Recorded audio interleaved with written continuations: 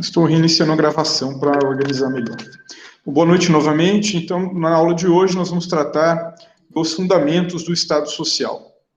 A primeira parte da aula é baseada na obra clássica do professor Paulo Bonavides. Nós vamos abordar esses fundamentos propriamente, né? Vocês devem se recordar, é uma obra de 1958, a publicação original dela.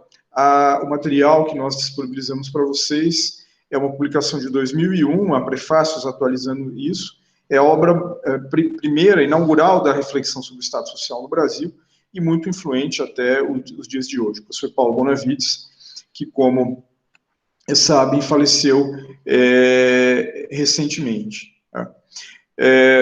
Além disso, nós contamos para essa aula com duas outras referências complementares. Uma é a obra da Célia Lessa Kerstenetsky, que trata da crise do estado de bem-estar social, retração, transformação fáustica, ou o quê? Um artigo publicado na revista Dados. E, por último, um pequeno livro da economista Laura Carvalho, chamado Curto-circuito, o vírus e a volta do Estado, publicado em 2020, já no curso da pandemia. Então, nesse primeiro slide, tratamos na primeira parte da aula, baseada na biografia básica, né? Tratamos dos fundamentos do Estado Social, considerando-se a perspectiva do direito, da hermenêutica jurídica, das constituições, das ideologias que sustentam o Estado Social, a relação entre modelos de Estado e democracia, a evolução e os dilemas do Estado Social e o Estado Social no Brasil, da forma como proposta pelo professor Paulo Bonavides. Na segunda parte da aula, que é baseada neste artigo da professora Célia, nós vamos tratar da ideia de crise do Estado Social. E como vocês, aqueles que tiveram oportunidade de ler o livro, já antecipo, ela problematiza essa ideia de crise, defendendo a tese com uma série de argumentos empíricos de que, na verdade, o Estado Social não está em crise. E ela diz que, na verdade, é uma transformação de natureza qualitativa desse Estado Social, mas não o seu fim. Né? Ressaltando que a obra foi publicada, esse artigo, em 2012, e de lá para cá ocorreram coisas importantes no mundo, especialmente no Brasil, que podem problematizar este argumento. Na terceira parte da aula, nos debruçamos sobre o texto da Laura Carvalho, em que ela apresenta inicialmente um panorama socioeconômico da pandemia, ela discute algumas respostas à crise, trabalha o tema do financiamento das respostas à crise, né, com uma pergunta bastante interessante, né, o Brasil está ou estaria quebrado, né, a todo momento nós escutamos isso da parte do ministro da Economia e diferentes analistas econômicos, e, enfim, quais seriam as perspectivas para este quadro que estamos atravessando. Eu proponho uma dinâmica em que vocês possam, com muita liberdade, me interromper a todo momento, por meio do recurso aqui do levantar as mãos na aula, de forma que tentemos manter uma mínima interação, né, dentro das limitações inerentes a este tipo de recurso que nós estamos utilizando. Então, de maneira preambular, né, a reflexão a propósito dos modelos de Estado, de termos ou não um Estado social, implica uma contraposição entre o Estado e a sociedade, e ambos compreendendo um paradoxo. Qual que é o paradoxo da sociedade? A sociedade, ela significa, por um lado, laços de solidariedade, a agregação humana, tendo em vista a resolução dos problemas comuns, a proteção contra todas as formas de insegurança que um agrupamento humano pode enfrentar. Mas, por outro lado, a sociedade também significa competição e opressão entre pessoas e grupos sociais. O Estado, por sua vez, também enfrenta um paradoxo. Por um lado, quando nós pensamos no momento do advento do Estado liberal e das revoluções liberais, mas também, hoje, o Estado é visto como um grande ente que oprime os indivíduos, é o Leviatã. Mas o Estado também pode ser um promotor de solidariedade e minimizador de desigualdades, né? Esta é a concepção, desculpa, de Estado liberal, de Estado social que nós encontramos no professor Paulo Bonavides. Então, é desse conflito, desses dois polos, né, Estado e sociedade, e dessas duas perspectivas de concepção de sociedade e de Estado, que se constrói essa perspectiva desse Estado social, de que falaremos hoje, de cujos fundamentos falaremos hoje.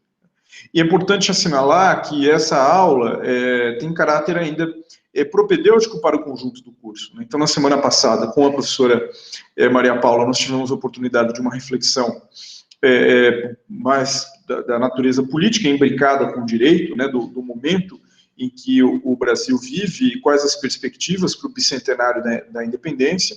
Hoje tratamos desses fundamentos do Estado e dessa perspectiva da crise, para, a partir dos próximos encontros, nos debruçarmos sobre perspectivas peculiares da crise do momento que o Estado Social atravessa no Brasil, a perspectiva do campo da saúde, da assistência social, da educação, da judicialização da política e assim por diante, da intervenção no campo econômico, e isso ainda tendo como um pressuposto a aula que nós teremos com o Tomás Jensen do Diese daqui a 2 semanas, com uma reflexão econômica. Então, eu tratarei de algumas questões econômicas aqui hoje. Como você sabe, eu procuro, nas minhas pesquisas, estabelecer um diálogo entre direito, política e economia, mas é o Tomás que vai aprofundar essa dimensão econômica. O que pontuo, primeiramente, da perspectiva do direito. Quando pensamos em constitucionalização de um novo modelo de Estado social, há 2 marcos que vêm à nossa cabeça. Mas esses 2 marcos são tratados com acerto na leitura do Paulo Bonavides como precursores, na verdade.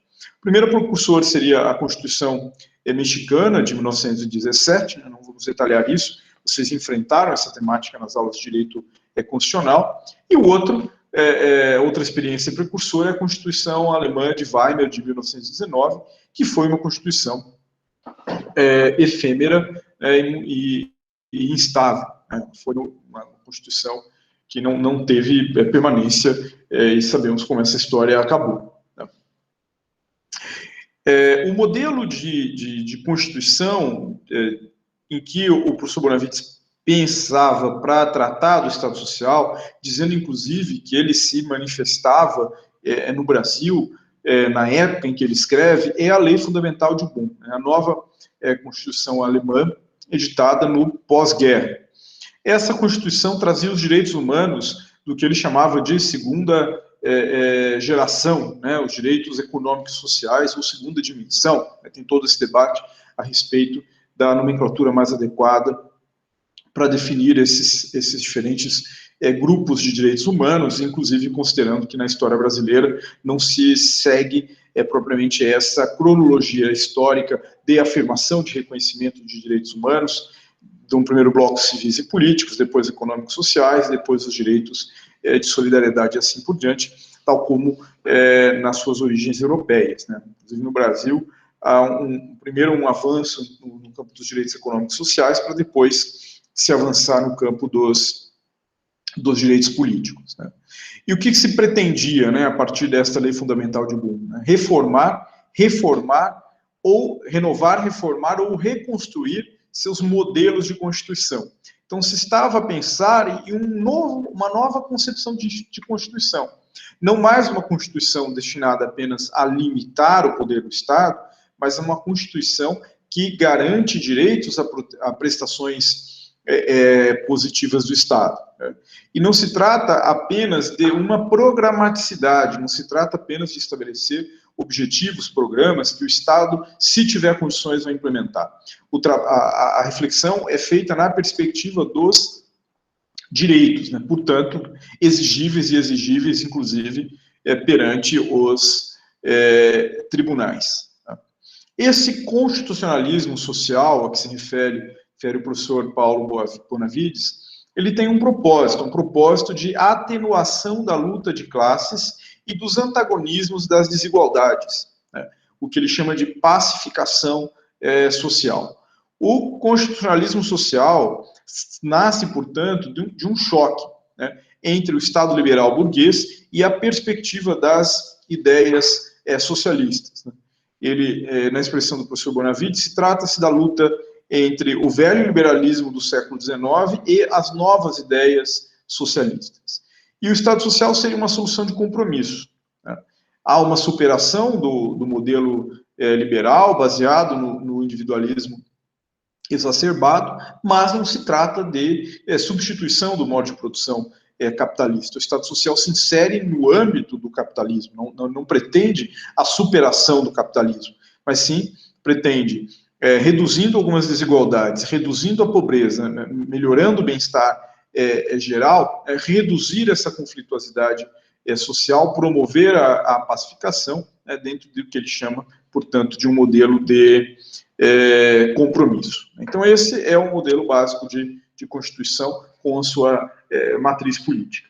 Há uma transição importante de hegemonia na maneira de se conceber a atividade do Estado e a visão sobre o direito também, que é a transição da hegemonia da legalidade para a da legitimidade. Algo que nos atinge até hoje, quando se debate a judicialização das políticas públicas, quando se debate o movimento neoconstitucionalista. Então, percebam que Paulo Bonavides tratava disso já no final dos anos 50. Né? Então, ele fala do ocaso das regras e dos códigos, né, com o apogeu dos princípios e da Constituição, né, da prevalência do direito sobre a norma, da justiça sobre a segurança. Sim, de fato, eu fechei os slides e confesso que tenho alguma restrição a eles. Sei que, me perdoe se ficar um pouquinho ruim para vocês, porque eu consigo me situar melhor acompanhando o roteiro aqui e olhando para vocês. Até se quem não quiser abrir a câmera para interagir, eu até agradeço, porque tornamos o ambiente um pouco menos frio e distante, né, em razão da condição da aula online. Mas, então, repetindo, né, nós temos o caso das regras, né, dos códigos, e a prevalência da Constituição. O caso da norma positivada, e a prevalência da ideia de um direito, que não se confunde com a norma.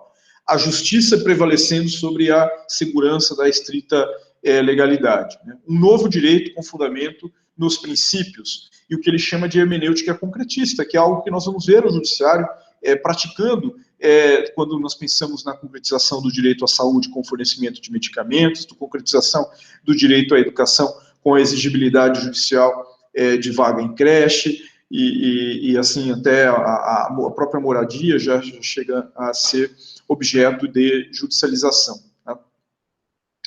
Então, nós temos um tratamento ainda do direito da perspectiva positivista, mas instaurado em novas bases, né? Não numa base individualista, mas sim numa base de socialização, né? Uma outra visão do direito. Então, percebam que, a partir desse olhar jurídico, né, a mudança da concepção de um Estado liberal para o Estado social tem implicações sobre a concepção de instituição, a concepção do direito, a hermenêutica jurídica e a aplicação do direito pelos tribunais. Tá? E isso, bom, ele demarca bastante essa distinção, que já havia ressaltado, entre o que são constituições meramente programáticas, né, que enunciam grandes objetivos que o Estado pode atingir ou não, daquelas constituições que seriam de direitos fundamentais, cujo modelo é a lei fundamental de Boone, e é um tipo de constituição que nós temos ainda vigente no Brasil. A nossa constituição atual pode ser compreendida desta maneira. Tá? Então, primeiro ponto, né, retomando, né, então a relação entre uma concepção de sociedade, uma concepção de Estado, a dimensão jurídica do Estado social, e a terceira dimensão é a dimensão das ideologias. Né? Então, o Estado liberal era orientado por qual ideologia? Né? Pelo liberalismo, pela ideia de que existem direitos humanos universais, e isso foi expresso de maneira política pelas revoluções liberais. De outro lado, nós temos as utopias socialistas, depois o marxismo e a expressão política disso na Revolução Russa.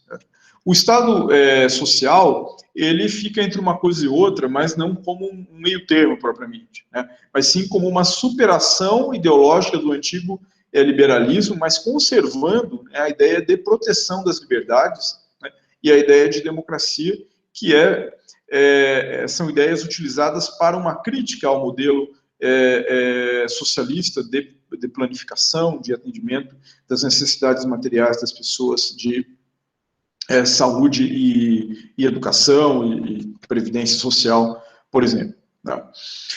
Depois, há uma interface entre modelo de Estado e modelo de democracia. Né? Se no Estado liberal nós temos um Estado burguês e a democracia burguesa meramente representativa e que, na prática, exclui da participação ou da capacidade de interferir nas decisões políticas a grande maioria da população, e se o Estado socialista, pelo menos na maneira como se manifestou historicamente, não eram Estados democráticos, mas sim Estados baseados na ditadura do proletariado, nós vamos ter no Estado social uma outra perspectiva, uma perspectiva de Estado que, para funcionar, inclusive, depende da democracia participativa. Né? Então, o Paulo Bonavides tem outras obras específicas em que ele vai aprofundar o assunto da democracia participativa, inclusive. E ele tem essa tese que o Estado social não terá efetividade, ele não se realizará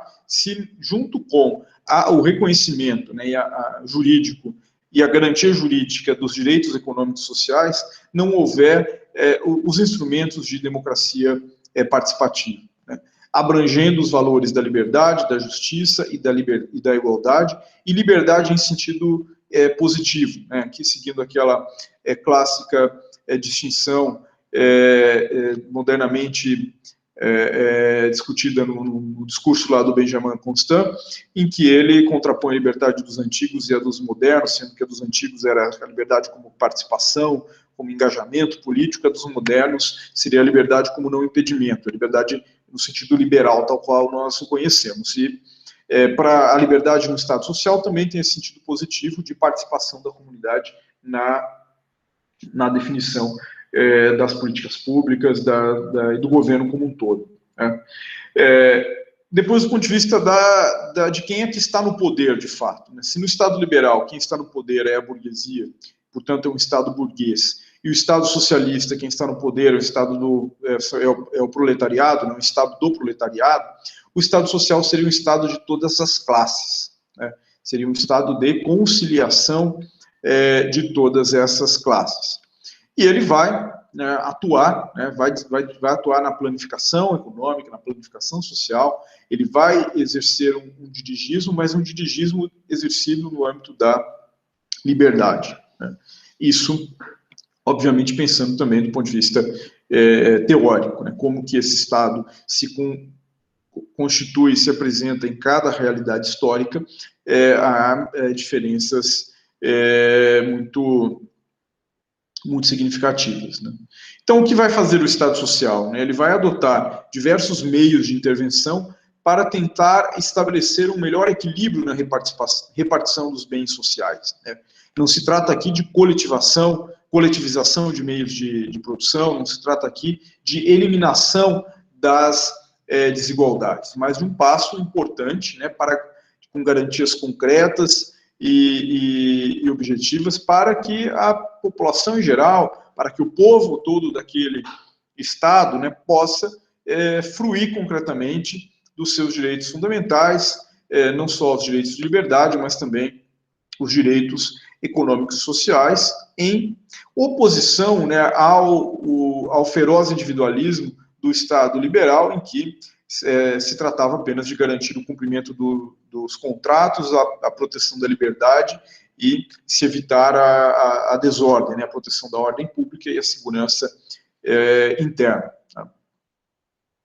Mais uma vez, este Estado social busca a superação das contradições entre igualdade política e desigualdade social, né?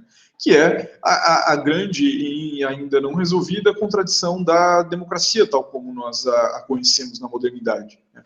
Um regime político de igualdade, mas inserido em um sistema econômico de desigualdade. Então, é um paradoxo da democracia que não se conseguiu resolver e provavelmente não seja possível de resolvê-lo. O que seria possível seriam essas soluções de compromisso. Então, por que ocorre o Estado social, esse Estado é garantidor de direitos econômicos e sociais? Porque por benevolência da burguesia? Não. Por pressão das massas expressas do ponto de vista institucional pelo sufrágio universal. E como é que atua o Estado social? Né? Aqui, mais uma vez, estamos fazendo uma síntese geral, uma apresentação de temas a serem aprofundados ao longo dos outros encontros. Né? Por meio da legislação trabalhista e previdenciária, a qual nós vimos retroceder na história recente do Brasil, né? Da educação, da proteção da saúde, da proteção dos vulneráveis, da garantia da casa própria, da intervenção da economia como distribuidor, regulando preços, salários, combatendo o desemprego, assegurando uma renda mínima para as pessoas, por meio da tributação. Então, são várias formas em que o Estado vai atuar no âmbito econômico, promovendo a redistribuição da riqueza. Né? O ponto seguinte que destaco, e é importante que quem não leu ainda faça a leitura do texto, é a ideia de evolução do Estado social e dos seus grandes dilemas. Mas antes, nós temos aqui a Luciana com a mão levantada, e eu passo a palavra para ela se manifestar. Por favor, Luciana.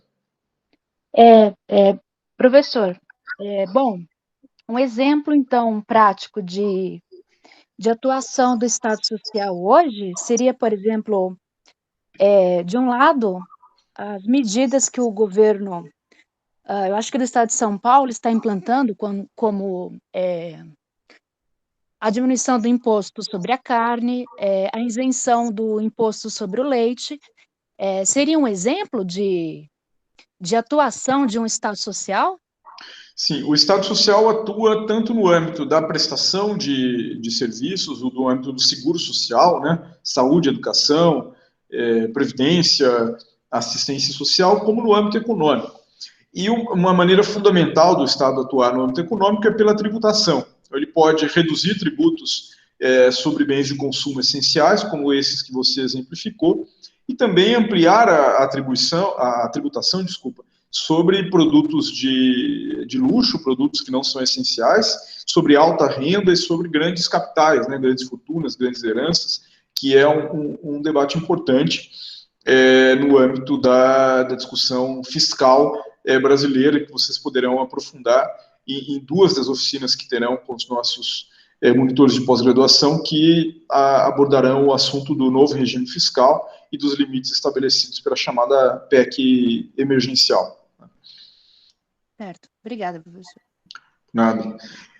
Bom, então, quando é que ocorre o apogeu desse Estado social? Né? Lembrando, mais uma vez, que é um livro dos anos 50 ainda, final dos anos 50, né, com atualizações feitas até o início dos anos 2000. O apogeu desse Estado ocorre logo no pós-Segunda Guerra Mundial. Né? Ele é parte da reconstrução da Europa do pós-Segunda Guerra Social, da Segunda Guerra Mundial. Né? Aí se fala, do ponto de vista mundial, né, de uma crise dos anos 70, nós vamos problematizar isso mais adiante, e se começa a debater se estaríamos diante de uma volta do Estado Social. Aí nós temos dois grandes momentos para pensar sobre essa volta. O primeiro é a resposta à crise de 2008, a crise econômica e financeira global, né, mas é uma atuação mais de regulação econômica, de manutenção da economia em funcionamento, e sobretudo a partir da pandemia. Né? O Estado Social estaria voltando no mundo todo, mas para se falar em uma volta do Estado Social, é necessário que ele tenha em algum momento deixado de existir. Né? Então é algo que nós vamos problematizar e aprofundar um pouquinho mais adiante. E eu me lembro de sempre enfatizar isso nas nossas aulas iniciais ainda de teoria do Estado, que é um dos grandes problemas da disciplina, que é a contraposição entre uma ideia de uma teoria geral do Estado ou de teorias do Estado. Então, às vezes, nós utilizamos algumas categorias para conversarmos, tratando de o Estado como uma coisa só, como se o Estado europeu e o Estado brasileiro fossem a mesma coisa, como se estados diferentes estados operassem da mesma maneira e em tempos históricos coincidentes. E não é assim, né? Mas esse olhar mais geral é a partir da matriz do Estado Social europeu, e depois nós vamos refletindo sobre as especificidades do caso brasileiro. Né? Os dois grandes dilemas são apontados pelo Paulo Bonavides com relação ao Estado Social. O primeiro deles é a despolitização do eleitorado. Né? O eleitorado deixa de pensar política de uma perspectiva estrutural, pensar política em termos de modelos de Estado, e passa a atuar pautado por interesses, né, de atendimento de demandas imediatas. Né? Isso é notável em qualquer eleição e mesmo nas pesquisas de popularidade. Então, quando a gente olha para a oscilação da popularidade do presidente Bolsonaro, ela tem sido profundamente afetada pelo auxílio emergencial. Né? Então, ela apresenta, ao longo de 2019, depois de 2020, até meados de 2020, com o início da pandemia, uma queda de avaliação. Depois de agosto em diante, começa uma ascensão sob o impacto da adoção do auxílio emergencial, e o auxílio emergencial termina essa popularidade e começa a cair de novo. Né? A explicação, evidentemente, não é só essa, a tragédia da pandemia é importante, e alguns outros fatores, mas o dinheiro no bolso das pessoas, o atendimento dessa urgência, né? É difícil tratar com interesse, porque nós estamos falando aqui de atendimento de necessidade básica, de alimentação das pessoas que recebem esse tipo de auxílio, mas não é uma pauta política estrutural, é atendimento de uma necessidade imediata e urgente. O outro dilema que o Estado Social enfrenta é qual seria o papel das massas. Né?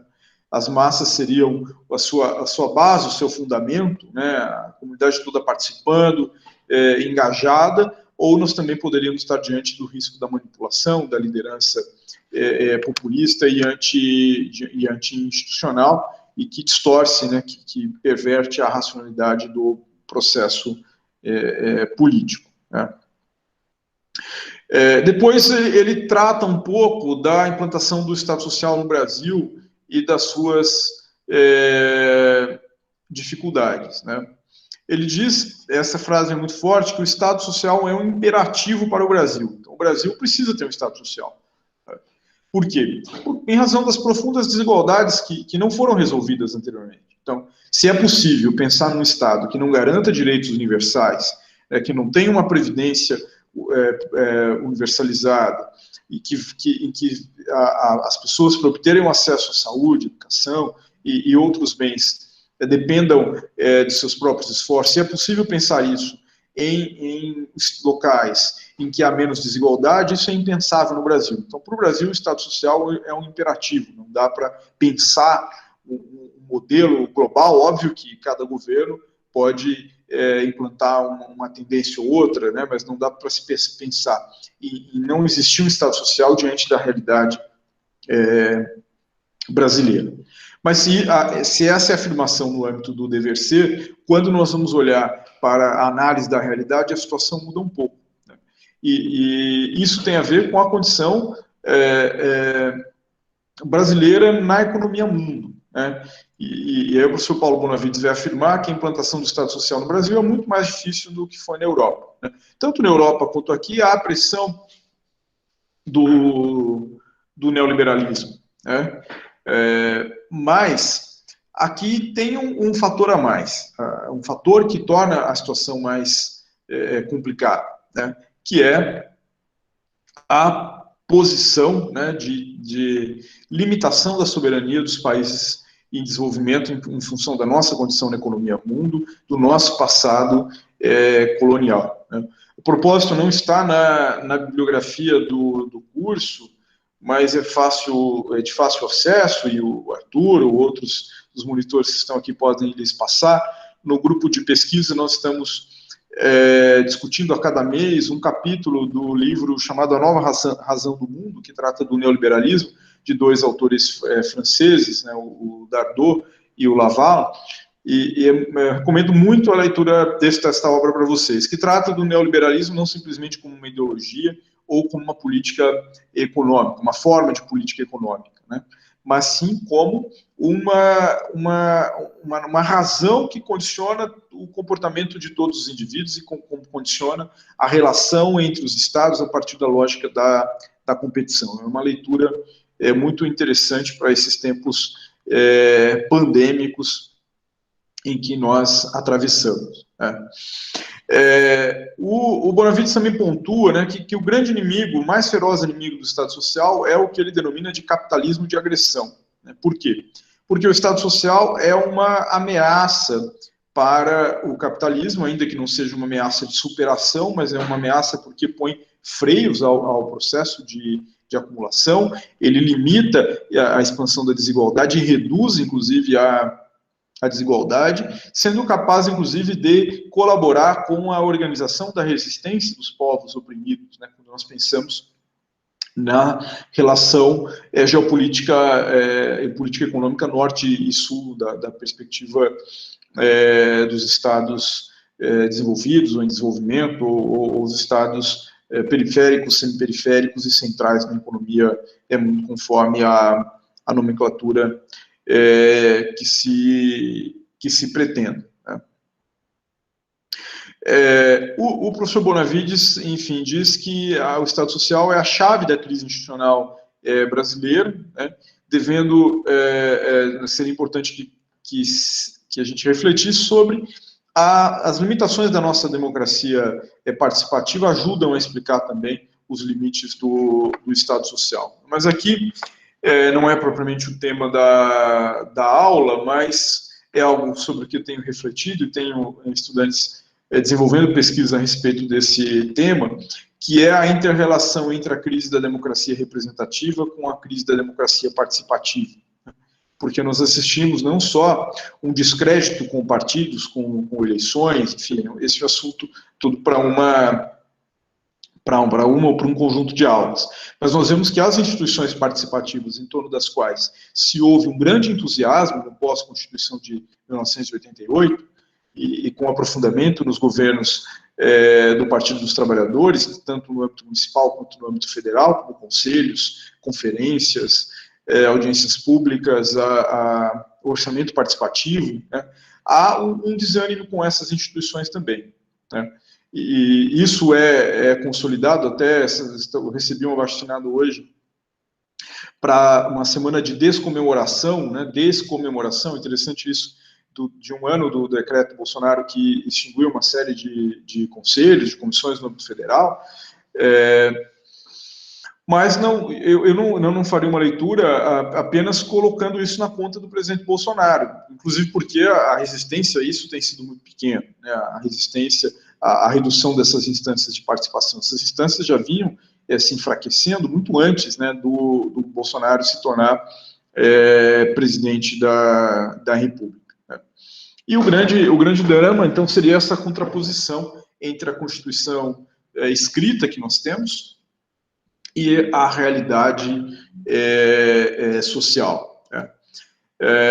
Eu acredito que esteja na bibliografia, mas esse eu ainda não consegui disponibilizar em PDF, né, um livro chamado A Política das Políticas, coordenado pela professora Marta Arret, que a professora Maria Paula sempre cita, que se faz uma análise positiva das políticas públicas no Brasil. Então, e eu digo isso porque, né, finalizando essa primeira parte da minha fala, a maior delas, tá? Não vou passar do horário, não. Né? E quero ouvi-los um pouco também.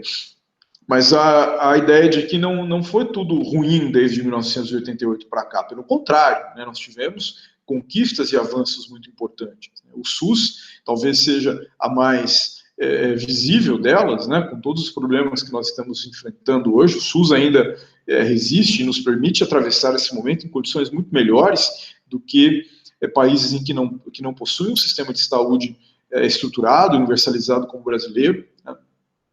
Quando nós olhamos também para o Sistema Único da Assistência Social, quando nós olhamos para a forma como as políticas se estruturaram para a garantia do direito à educação, inclusive com níveis de financiamento importante, com o Fundef, que virou Fundeb, que foi renovado agora, né? Então nós temos conquistas importantes para celebrar a inclusão e a democratização do acesso ao ensino superior. Então a gente precisa olhar para o que há de positivo neste processo, né?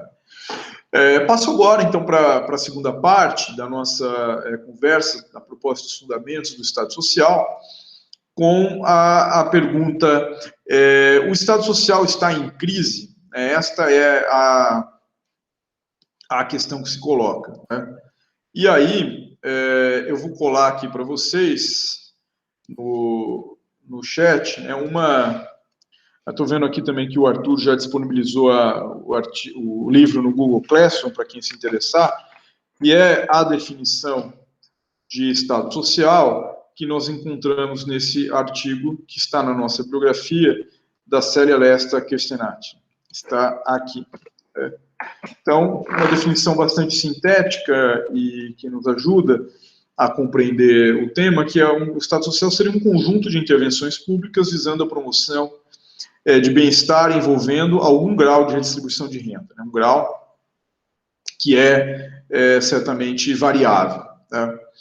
E a partir dessa definição, se discute se o Estado Social estaria em crise ou não, né?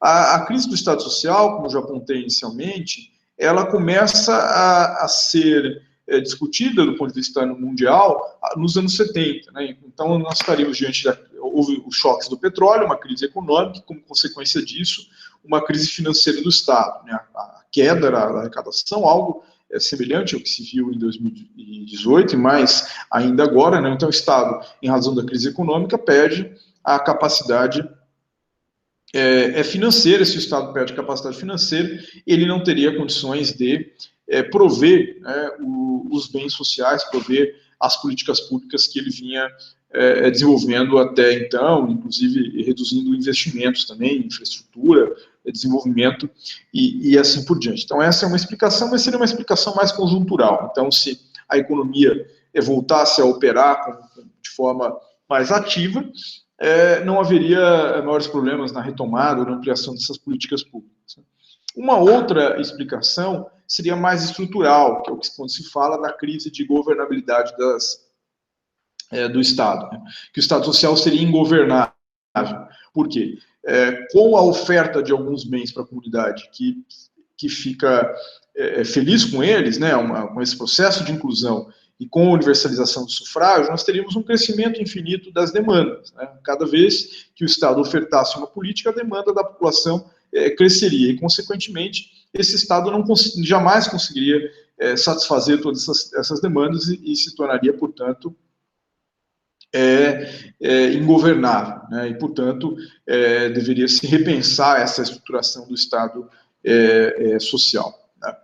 Como contraponto a essa ideia de crise, que depois vai ser retomada nos anos 90 e retomada com outra perspectiva, né, com a perspectiva da globalização. O Estado Social está em crise em função da competição internacional e da pressão demográfica, né? Qual a pressão demográfica? Do envelhecimento da população, que impacta muito no gasto público, né? A maior parte do gasto social é desenvolvido com pessoas de mais idade, né? Seja por conta de aposentadorias e pensões, ou os gastos com saúde, que são muito maiores do que os gastos com educação, que são aqueles que atingem a população mais jovem. Então, nos anos 90, no mundo e também no Brasil, né, nós também vivemos essa transição demográfica. Se fala novamente de crise em função das exigências de competitividade internacional impostas pela globalização e da pressão demográfica em função do envelhecimento da população.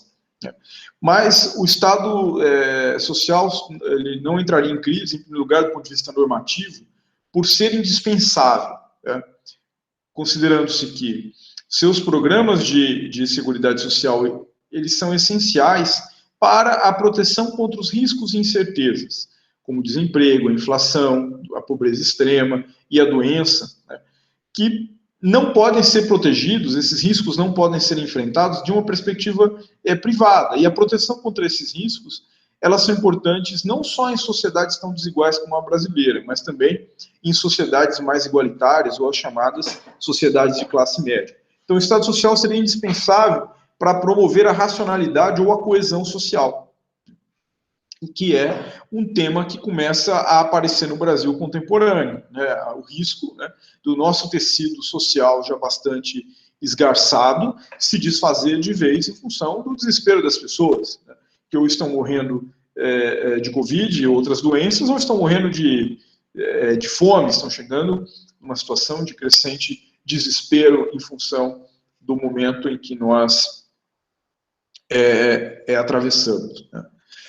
Depois disso, a Célia Kersteneski, ela vai apontar com dados quantitativos que não haveria essa crise do Estado Social, porque, na verdade, o gasto social cresceu como proporção do PIB, pelo menos nos países da OCDE, né, o grupo de países mais desenvolvidos, como proporção do PIB, e também per capita entre 1980 e 1998, que é o primeiro período para o qual ela olha. E de onde saiu o dinheiro? Se estava em crise, se houve redução da atividade econômica. Primeiro que o gasto social cresceu, mas não na mesma proporção do que no pós-guerra, e esse dinheiro também saiu da diminuição de outros investimentos do Estado, mas se manteve a atuação do Estado no âmbito social, né? Um outro aspecto interessante, recomendo muito a leitura do texto, é que o Estado Social passa a se deparar com novos riscos, né? Que riscos são esses? Ora, além daqueles do risco do desemprego, do risco do acidente de trabalho, do risco de uma situação de pobreza extrema que atingisse um grupo de pessoas, nós temos o risco demográfico, que já tratamos, né? A questão do envelhecimento, que é muito comum que a pessoa chegue numa idade em que não tem mais condições de trabalhar e que não tem bens, que não tem recursos para prover a própria subsistência, e aí passa a depender do Estado. O risco climático, né, o risco das pandemias, né? É muito assustador dizer isso que eu vou falar agora, né, mas nós temos que considerar que essa pandemia não será a última, né? A se manter o padrão de interação entre o homem e a natureza, e a pandemia se explica originariamente daí, nós podemos ter outras ao longo do tempo, né, no mundo globalizado e com uma interação bastante desordenada do homem com a natureza, né.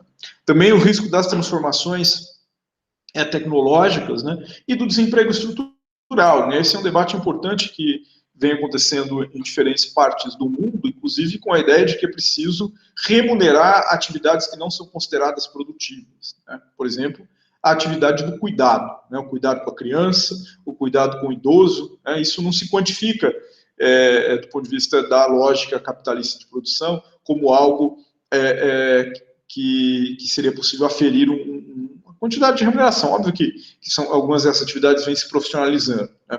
Mas quando não é um profissional que exerce essa atividade, quando é um familiar que exerce essa atividade, quem é que vai remunerar isso?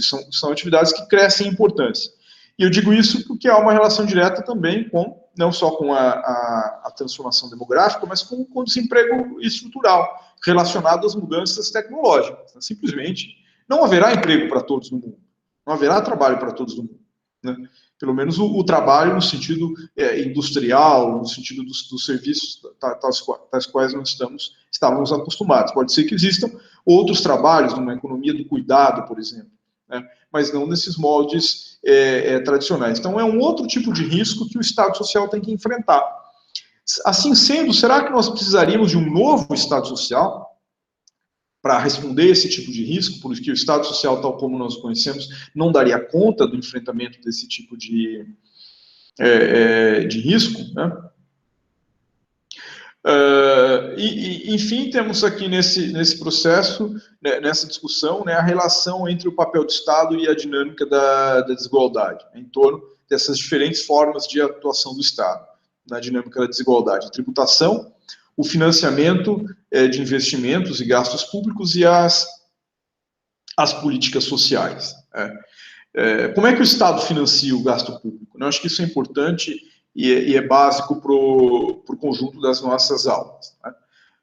Eu já devo ter falado isso algumas vezes para alguns de vocês, mas há 3 formas básicas do Estado financiar suas políticas sociais, o funcionamento da máquina e os investimentos. Quais são essas formas? Quem nos ajuda? Diógenes, André, Kleber, Arthur, os que estou vendo na tela aqui, ou outros que queiram falar?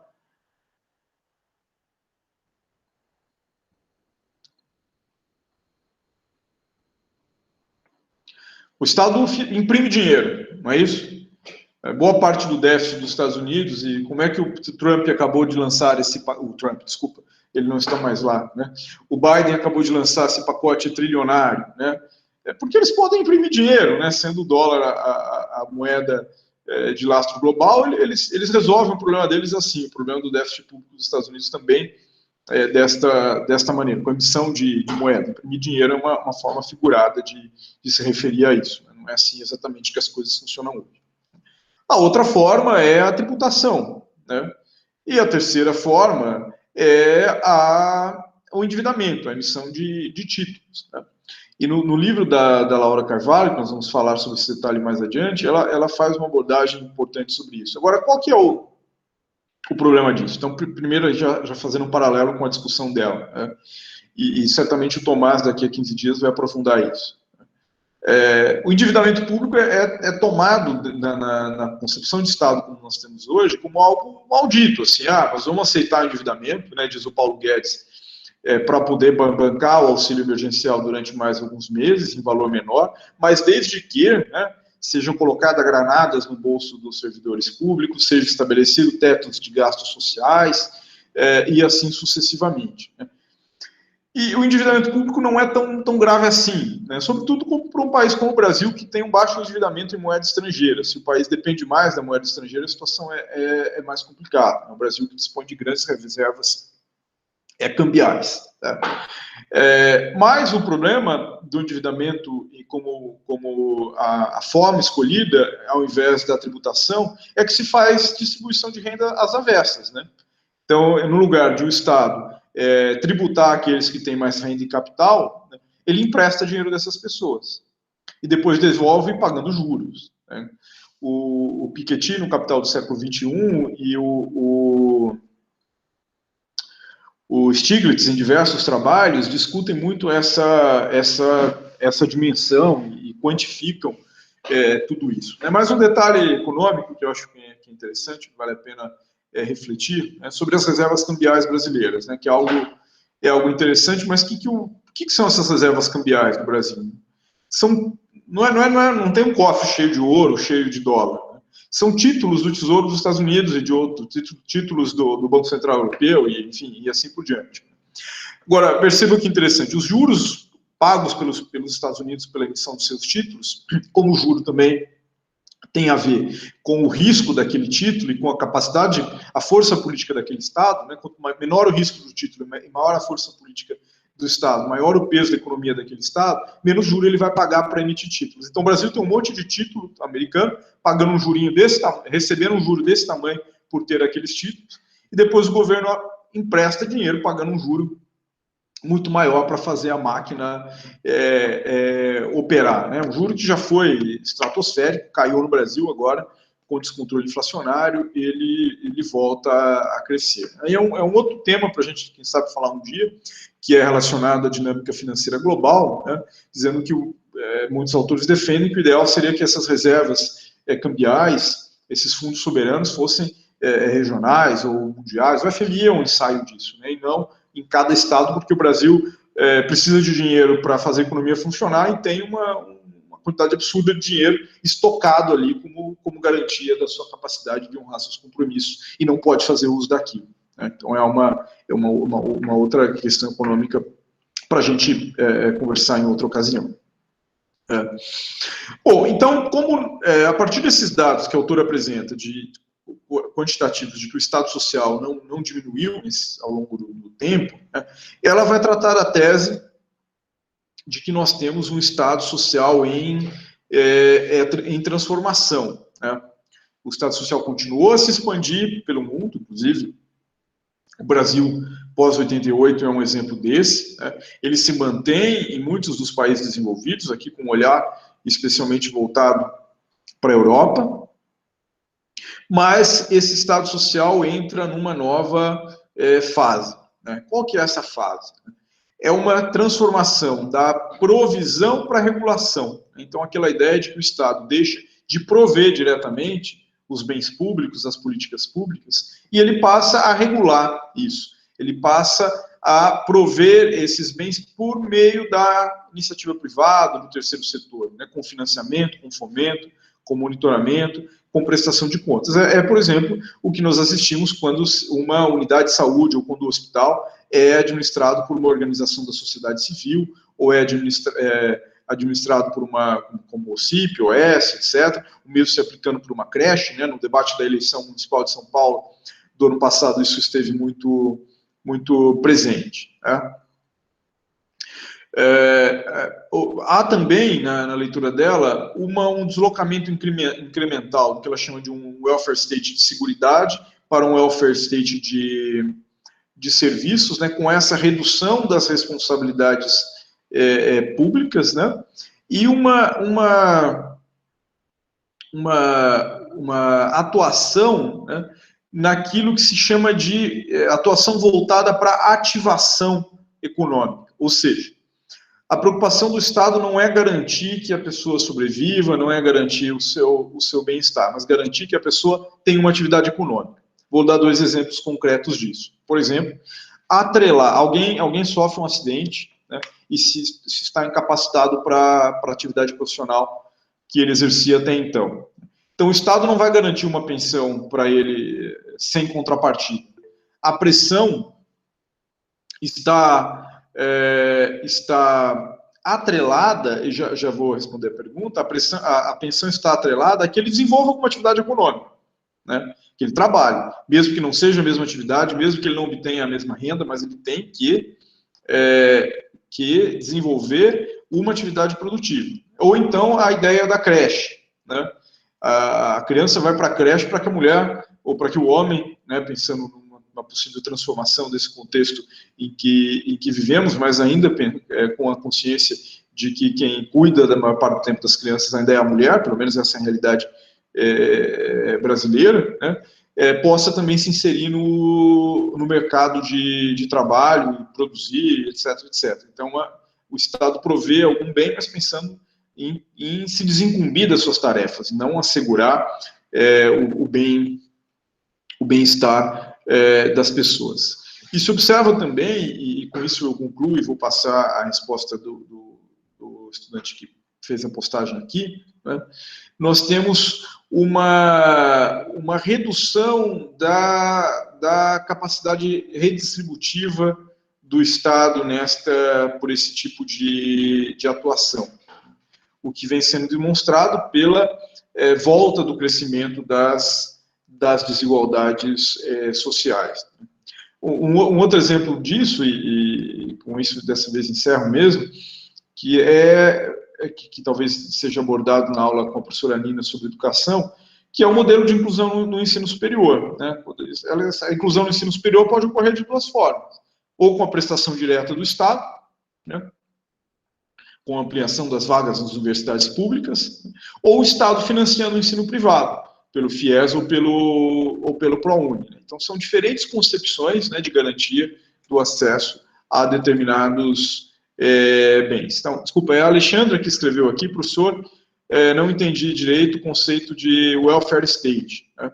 O welfare state e Estado social, na verdade, são sinônimos, né? Estamos tratando do estado de bem-estar social, é uma outra maneira como ele é chamado, né?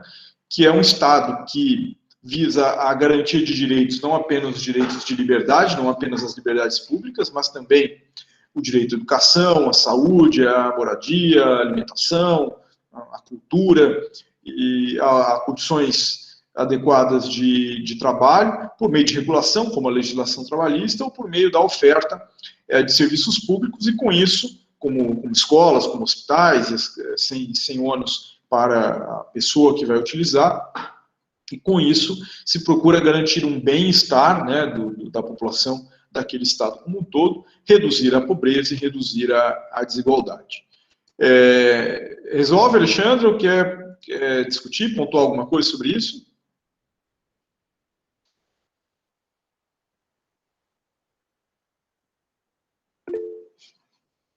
Ok, obrigado. Então, passando para a última etapa da nossa conversa, né, a partir do texto da Laura Carvalho, Curto-circuito, o vírus e a volta do Estado, né, o primeiro ponto é esse panorama socioeconômico da pandemia.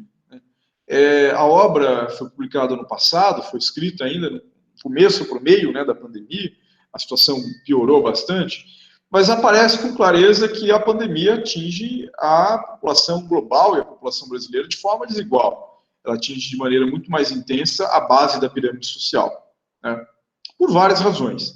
Tanto do ponto de vista de saúde, né, e aqui ela destaca também que há uma nítida dimensão racial e de gênero na composição dessa base da pirâmide social, né. Então ela atinge de maneira mais intensa porque as pessoas que estão na base da pirâmide social tendem a se contaminar mais, por quê? Primeiro, pela própria condição de habitação, né? É difícil fazer distanciamento social quando muitas pessoas dividem o mesmo quarto em uma casa, poucos cômodos em uma casa, por conta do transporte, né? Quando não se tem o transporte individual para recorrer, pensando sobretudo nas grandes metrópoles, quando o deslocamento a pé ou de bicicleta não é viável, se depende do transporte de ônibus e metrô, e também pela necessidade de trabalhar, né, de não conseguir fazer o isolamento, a não ser que tenha um auxílio do Estado. Pense que nós estamos aí há 2 para 3 meses sem nenhum auxílio para para milhões de brasileiros, né? Com isso, as pessoas tendem a se contaminar mais. Depois, esse dado é interessante também, né? As comorbidades são mais presentes em pessoas com menor grau de instrução, né? Portanto, além de se contaminar mais as pessoas da base da pirâmide, quando se contaminam, tem casos mais graves e morrem mais, né? E a catástrofe social atinge de maneira mais intensa essas pessoas. Tem um outro dado interessante que ela traz no texto, né? Talvez isso, na atual condição de esgotamento de leitos de UTI, tenha se invertido, até porque todos os leitos possíveis estão sendo abertos, mas que em condições normais, digamos, né, apenas o número de leitos de UTI do SUS é 5 vezes menor que o da rede privada de saúde. Então é um dado dramático. É lógico que agora a rede pública está abrindo muito mais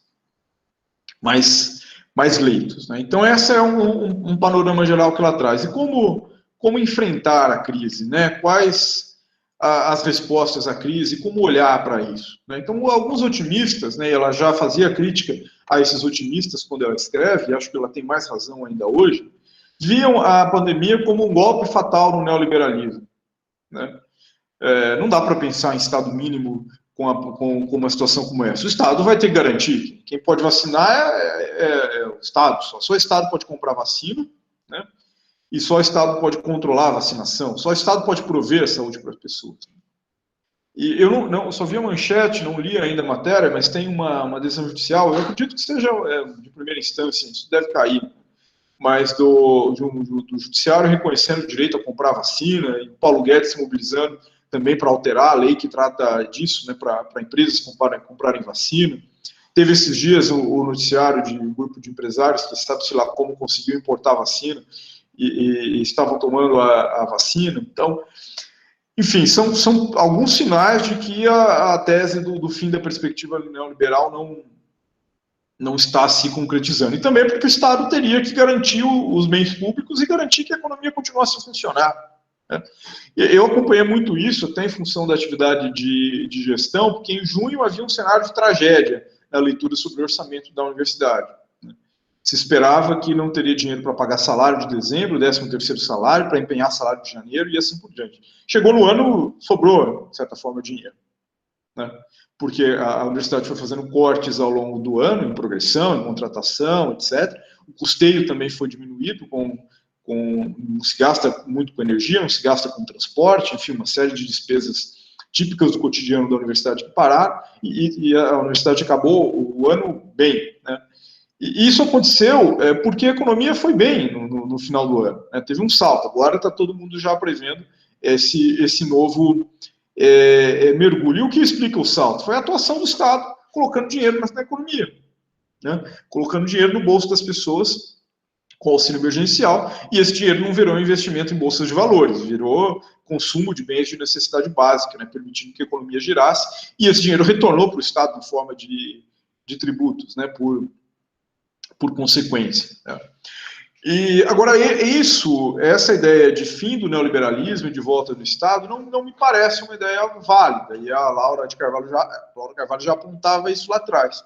E essa questão foi a grande motivadora para a proposição dessa disciplina, e vocês vão aprofundar isso nas oficinas com os pós-graduandos em pequenos grupos, né? Porque é curioso, ao mesmo tempo que o Estado é chamado a intervir, e bem ou mal, está intervindo, né?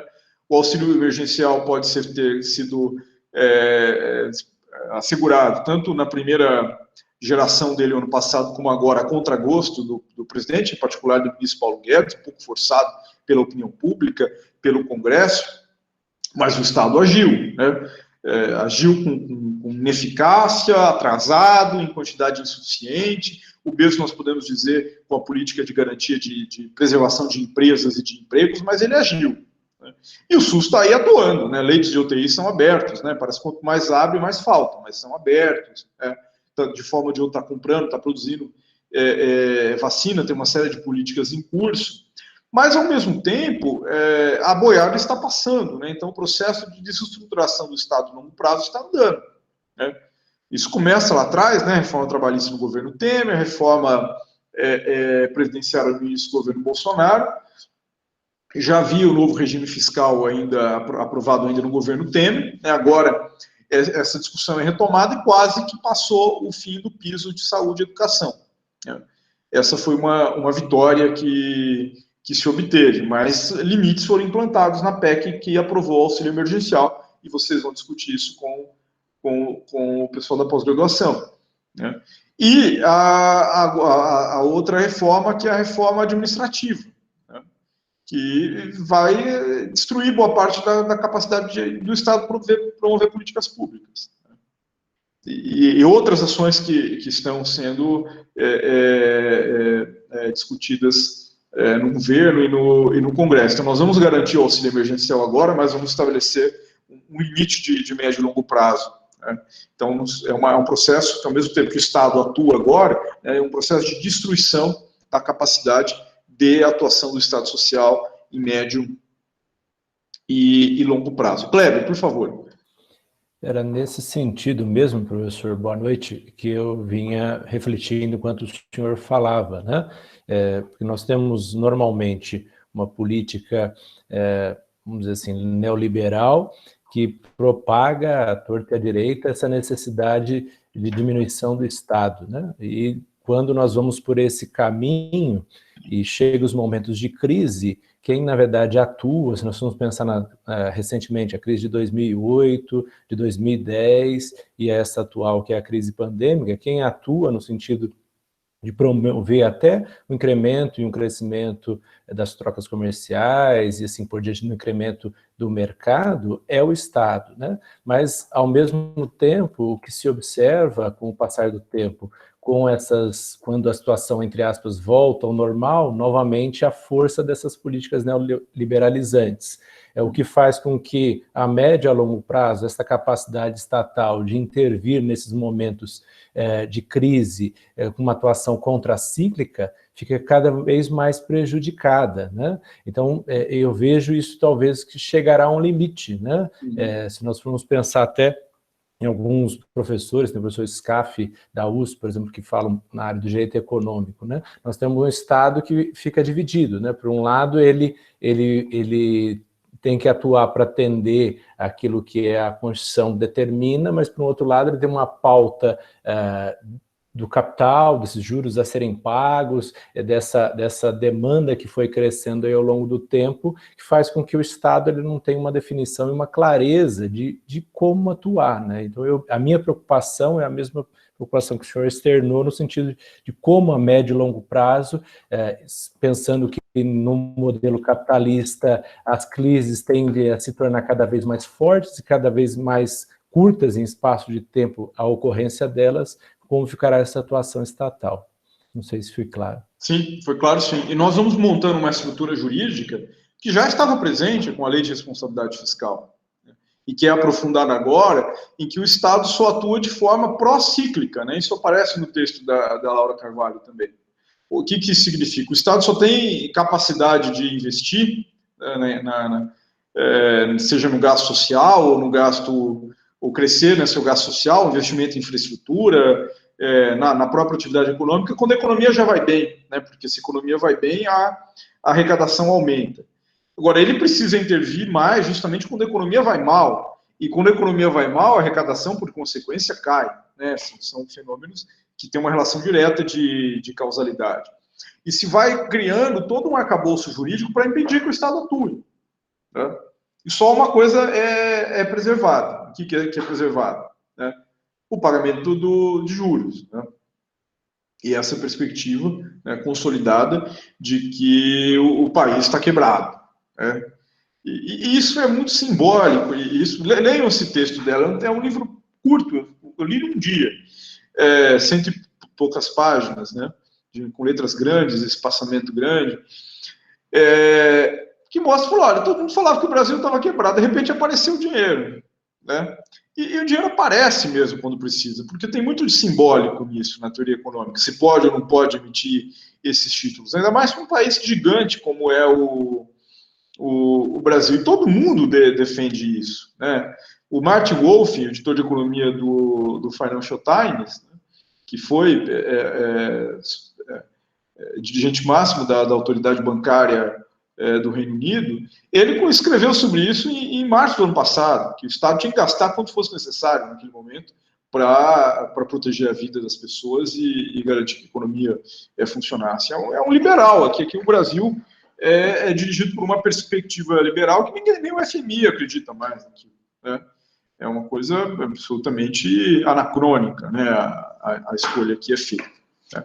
Tem mais alguém? Deixa eu abrir aqui com a mão levantada que quer falar. O Leandro, por favor, Leandro. Boa noite, professor Murilo.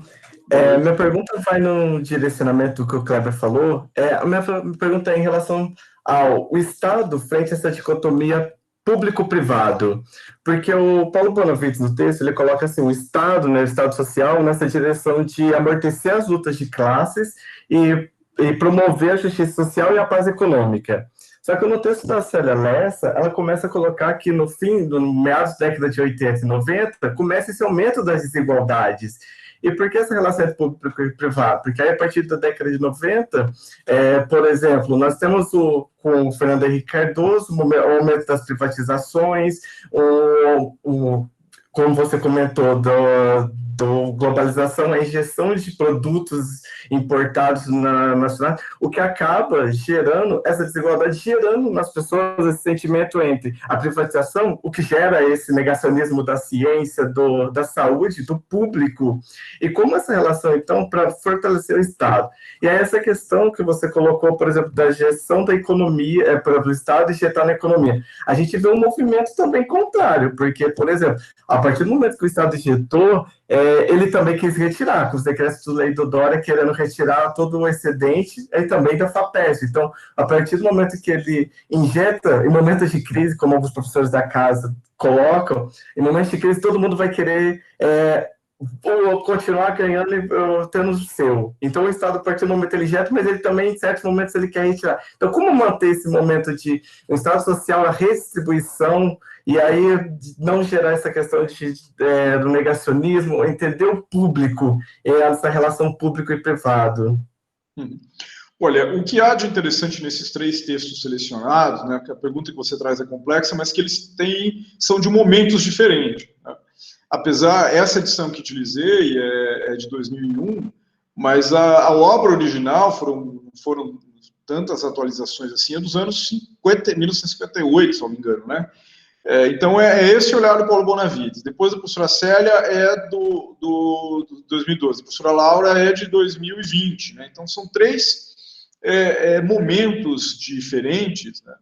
E há também que se colocar na avaliação essa comparação entre o que é o quadro geral e o que é o quadro brasileiro, né? Porque o Brasil, de 88 em diante, há uma oscilação no governo Fernando Henrique Cardoso em termos de intervenção na economia, mas nem tanto em termos de política social. De política social, há uma crescente no governo Fernando Henrique Cardoso. O que há é uma diminuição das estatais, com as privatizações, etc., mas não em termos de políticas sociais.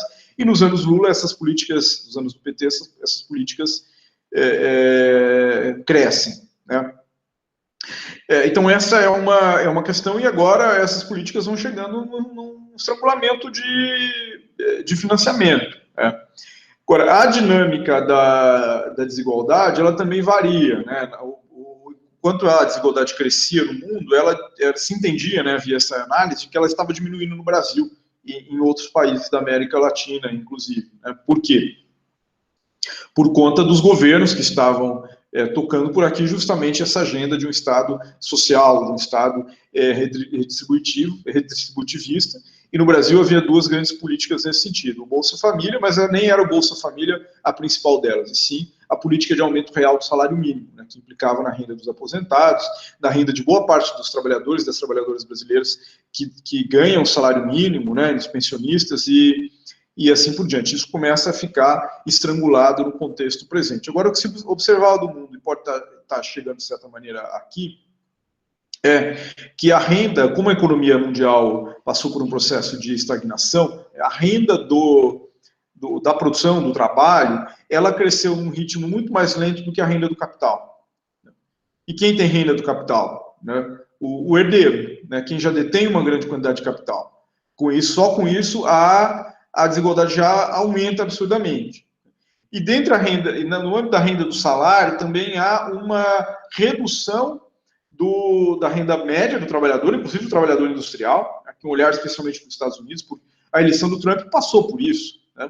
O trabalhador da indústria americana perdendo capacidade, perdendo renda, perdendo poder de compra, e pondo a culpa na concorrência chinesa, na concorrência dos mexicanos, dos latinos em geral, e assim por diante, né?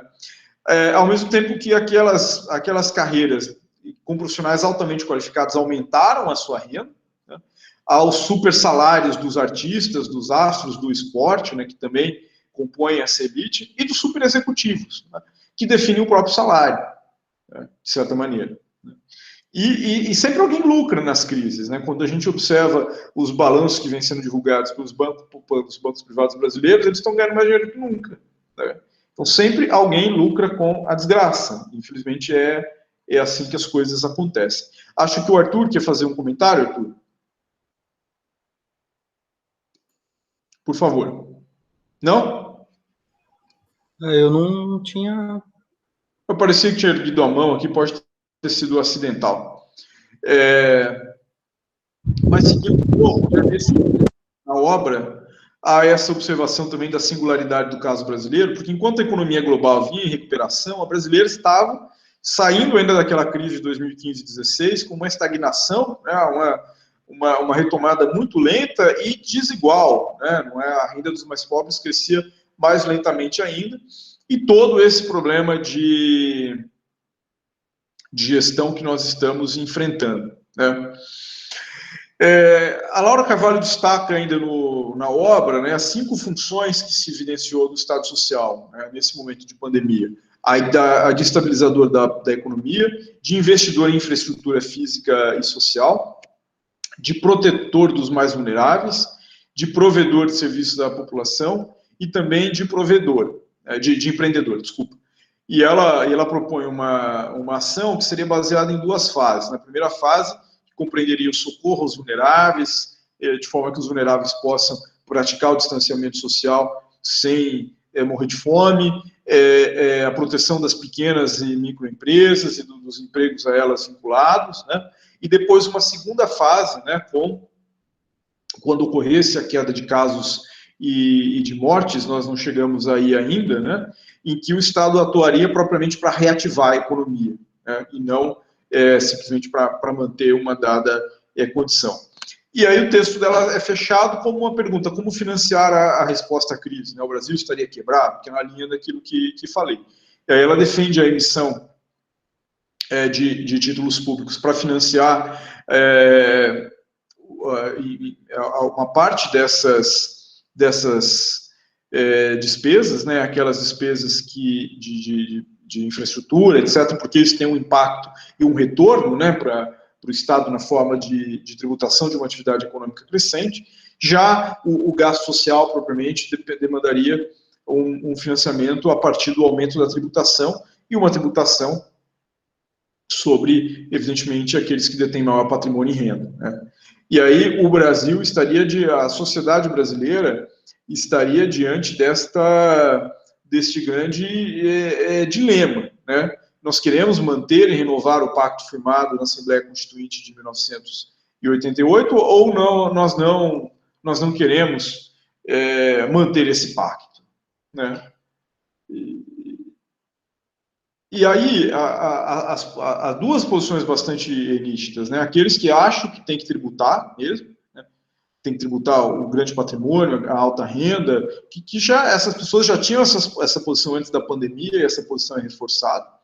E aqueles que acham que tem que diminuir o Estado, diminuir o que se gasta com vocês na universidade, comigo na universidade, com os servidores públicos em geral, e assim por diante, né? E é interessante como a história ela tem as suas mudanças, suas variações, mas tem alguma continuidade também, né? Eu lia hoje à tarde, por conta estou gastando bastante tempo com leitura, coisas que a gente tenta aproveitar na pandemia. Tem um grupo de pesquisa que a gente está lendo A Nova Razão do Mundo, e tem um outro grupo que eu não sou líder, mas participo, que é liderado pela Maria Paula, que a cada semestre se lê alguma coisa. Aí uma recomendação do semestre passado, que é a grande transformação do Karl Polanyi, que vai mostrar justamente esse nascimento da atuação social do Estado em face do pós-revolução industrial, né, com um olhar específico sobre a Inglaterra, depois como é que isso se transforma, e também como o Estado sempre atua na economia. A questão é como ele vai atuar. Ele pode atuar, a economia de mercado ela não é uma geração espontânea, ela é construída pelo Estado, né, pela força e pelo direito, né? Isso é preciso ter sempre em mente. Mas as leituras novas, amanhã vai ser o primeiro encontro, são leituras do Gramsci, né? E tem um texto que ele discute a questão meridional, com um olhar sobre a Itália, e tem um momento lá que ele vai dizer o seguinte, né, o que ele chamava lá do bloco agrário, toda uma discussão da ideologia que ele faz, né, que a burguesia sempre colocava a culpa da situação que os camponeses mais pobres viviam, que os trabalhadores mais pobres viviam, no que seria a elite do proletariado, que seria uma elite privilegiada, né? E é mais ou menos o que se passa no Brasil hoje, né? Como se a culpa da nossa crise estivesse no funcionalismo público, porque a gente defende distanciamento social porque tem o salário garantido, o estudante defende distanciamento social porque tem a aula, tem o apoio, ainda que precário, mas tem para permanência, ou as suas famílias, quando tem condição. Então, se constrói esse discurso para legitimar a não transformação do sistema tributário e a não reconstrução do Estado brasileiro para enfrentar, né, essas desigualdades que já existiam e foram mais do que nunca explicitadas e exacerbadas em razão da pandemia, né?